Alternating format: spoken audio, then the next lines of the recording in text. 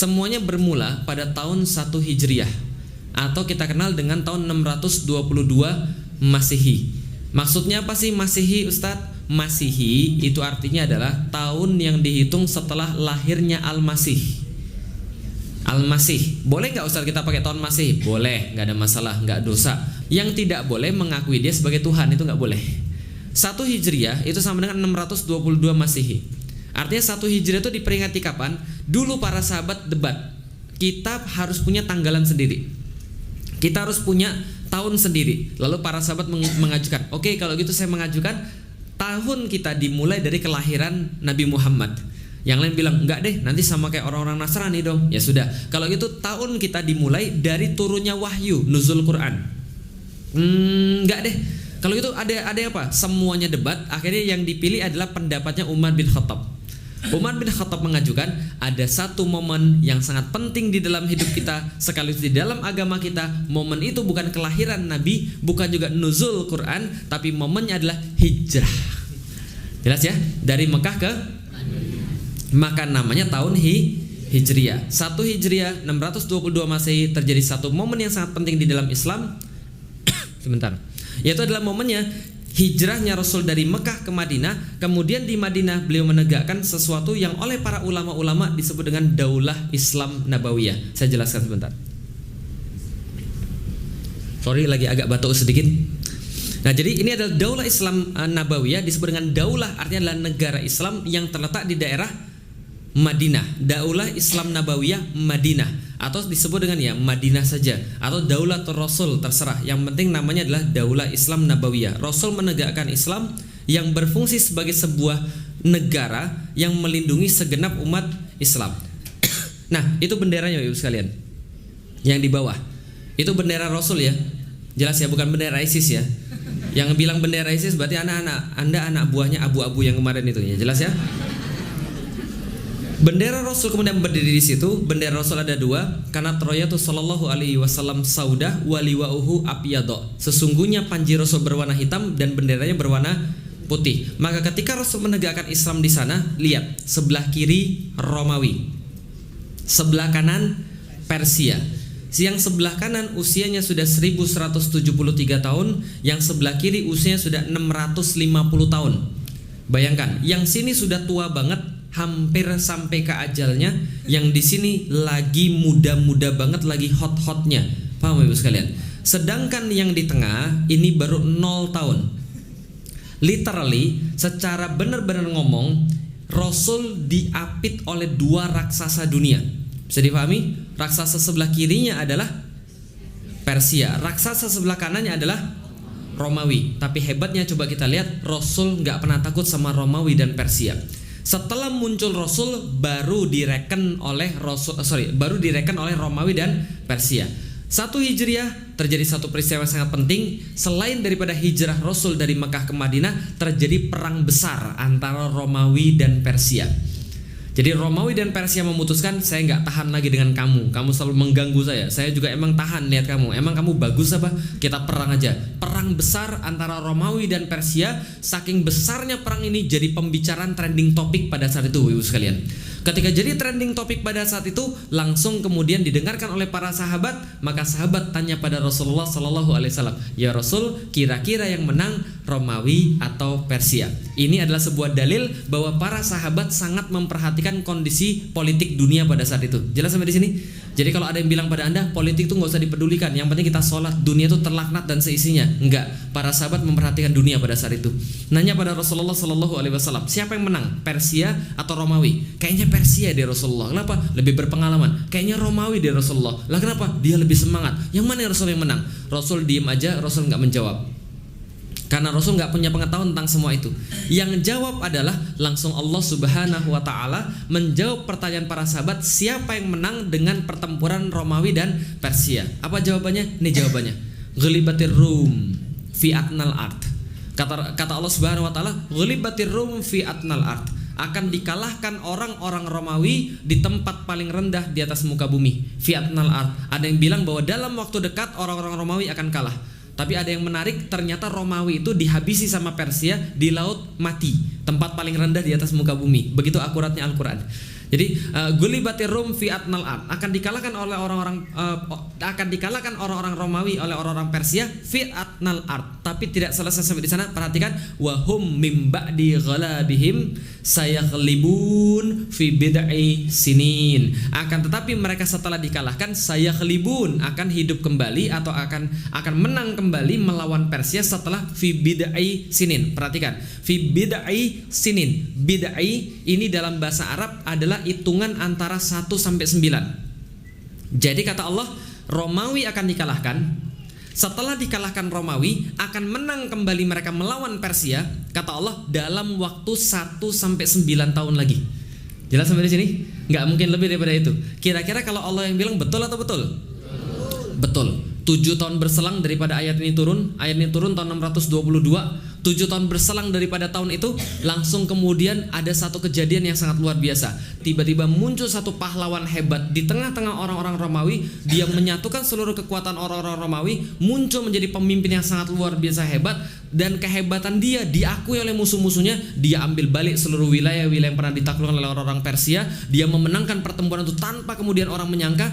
Orang-orang mengenalnya sebagai The Great Heracles. The Great Heracles. Namanya Heraklius yang hebat, Heraklius yang agung. Heraklius dilukiskan membawa salib suci yang direbutnya kembali daripada orang-orang Persia, karena orang Persia pernah mengambil salib yang dianggap oleh mereka tempat penyaliban Yesus. Dibawa kembali salib suci ini, kemudian diarak pergi ke kota Yerusalem dengan arak-arakan yang sangat luar biasa, perayaan kemenangan yang hebat sekali. Setelah dia sampai ke Yerusalem, dia kemudian menancapkan salib suci ini di depan gereja Makam Kudus yang sampai sekarang masih ada di situ salibnya. Kemudian dia berdoa di bawah salib itu, dan dikisahkan oleh sebuah sejarawan, ketika dia selesai berdoa, ada seorang kemudian tentaranya ngasih, mohon maaf Paduka Raja, ini ada surat yang kami nggak ngerti sama sekali dalam bahasa Arab. Ya saudara sekalian, ternyata ngapain dia tahun 629? Dia dapat surat dalam bahasa Arab tertanda Muhammad Sallallahu Alaihi Wasallam. Paham ya? Jadi Rasul kita tuh dulu keren, sudah korespondensi dengan pemimpin-pemimpin dunia. Paham ya sekalian? Bukan dikendalikan oleh pemimpin-pemimpin dunia. Jelas sampai di sini? Oke, baik Bapak sekalian. Kalau gitu kita lihat, ternyata yang dikirimin surat bukan hanya Heraklius, tapi yang dikirimin surat juga adalah Raja Persia yang sudah kalah tadi. Namanya adalah Kisra. Kisra itu dikirimkan kemudian surat juga, dan suratnya kayak begini. Masya Allah, ini suratnya sampai sekarang masih ada. Tulisan tangan Rasul ya, tulisan tangan Rasul Ustaz? Bukan. Rasul nggak bisa nulis. Kan ummi, tidak bisa nulis, tidak bisa baca. Yang nulis siapa? Wallahualam bishawab. Ada kemungkinan bisa jadi Ali bin Abu Thalib atau kemudian Zaid bin Harithah yang menuliskan kemudian surat Rasulullah Sallallahu Alaihi Wasallam. Nah, bagaimana bunyi suratnya? Gak usah baca di atasnya, saya juga nggak paham. Nah, kenapa bahasa Arab zaman dulu nggak seperti bahasa Arab zaman sekarang? Saya sering pergi ke museum lihat Quran zaman dulu, ini surat apa gitu kan ya. Jadi kita nggak paham. Jadi intinya kalau misalnya di bawahnya, nah yang ini yang warna hitam ini stempel Rasulullah. Stempel Rasulullah, tulisannya apa? Di bawahnya Muhammad, di tengahnya Rasul, di atasnya Allah.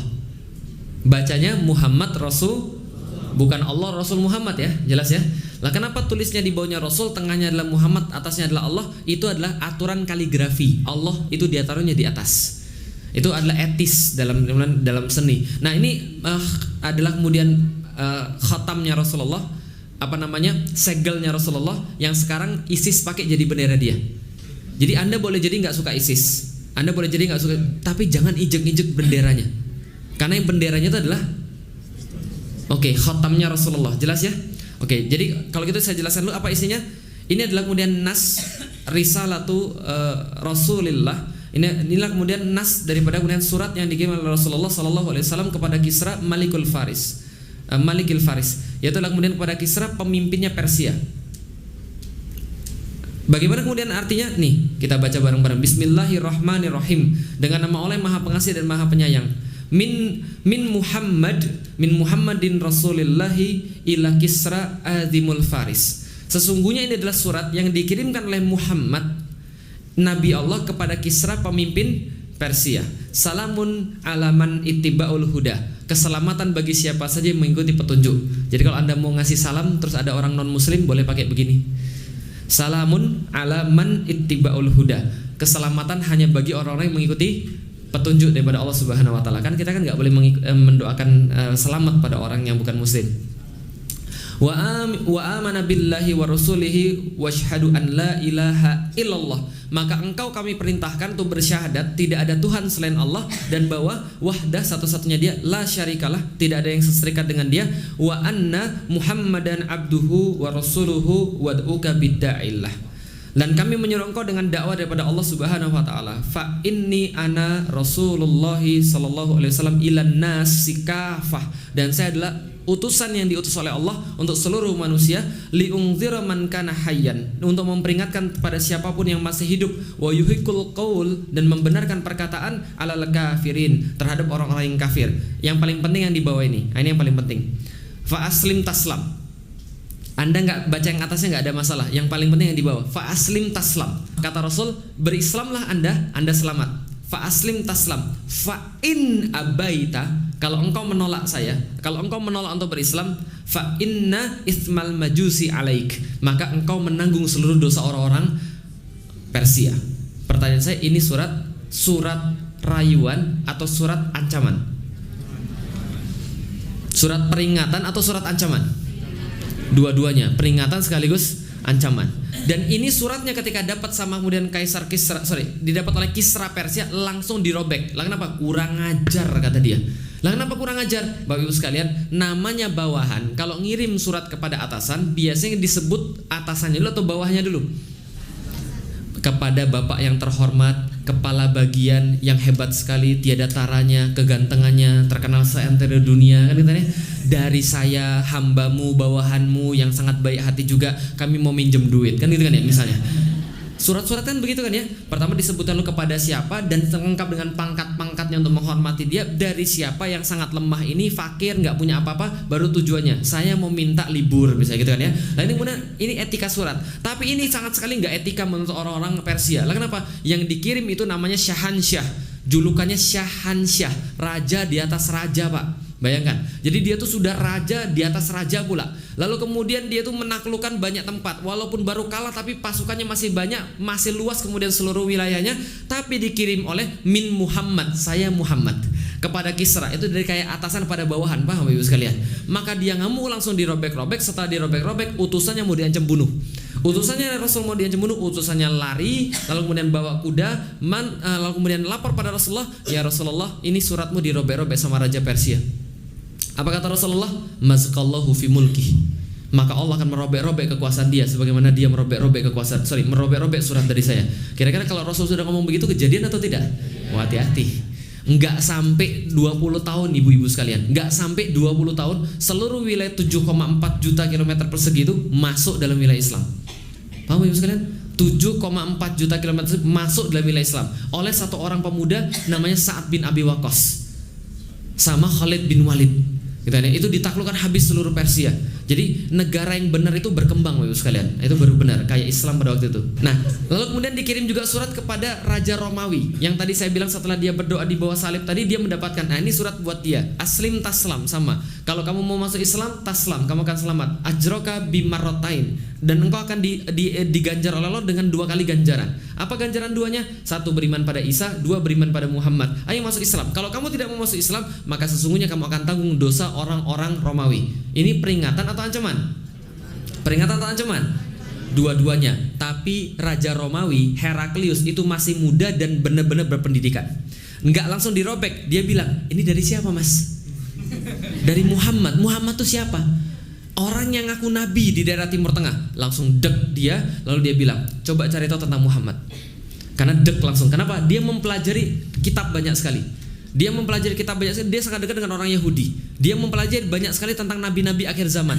Jadi kalau zaman sekarang orang sering dengar pengajiannya Ustadz Zulkifli Muhammad Ali tentang akhir zaman gitu kan ya. Antum takut gak keluar rumah? Takut gitu, kayaknya ini mau kiamat ya sebentar lagi.